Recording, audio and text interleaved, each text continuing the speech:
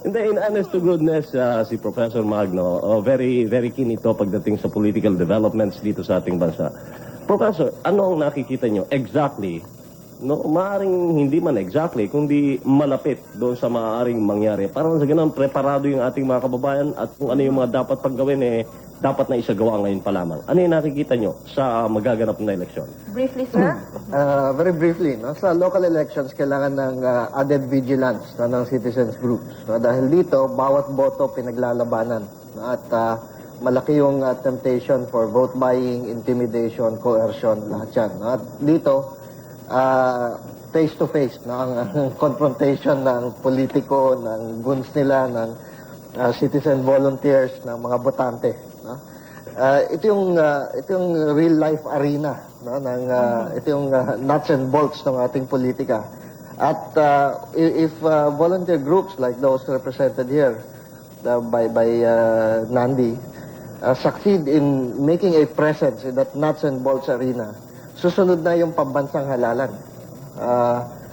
Dahil ang ugat ng ating ng electoral corruption sa bayan natin ay yung local elections. At kapag yan ang natutukan natin ng vigilant citizens groups, ng counter machinery natin, then we can establish a beachhead and hope for a better, more democratic political process in the future.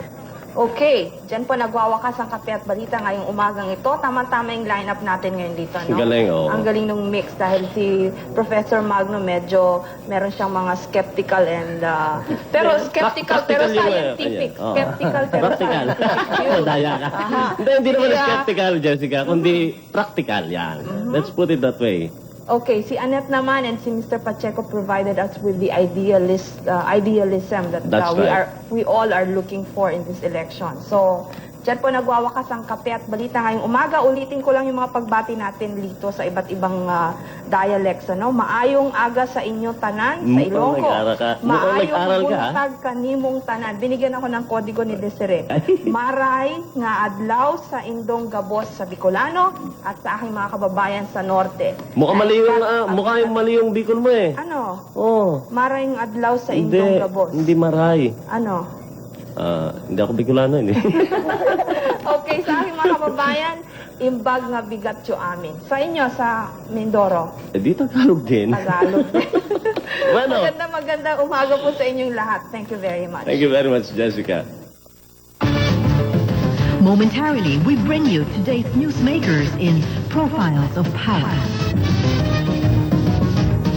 Kape at Balita ay inihatid sa inyo ng Blend 45, ang kapeng may sarap na 45 choice coffee beans in every cup. Sarap na nakasanayan na ng panlasang Pinoy.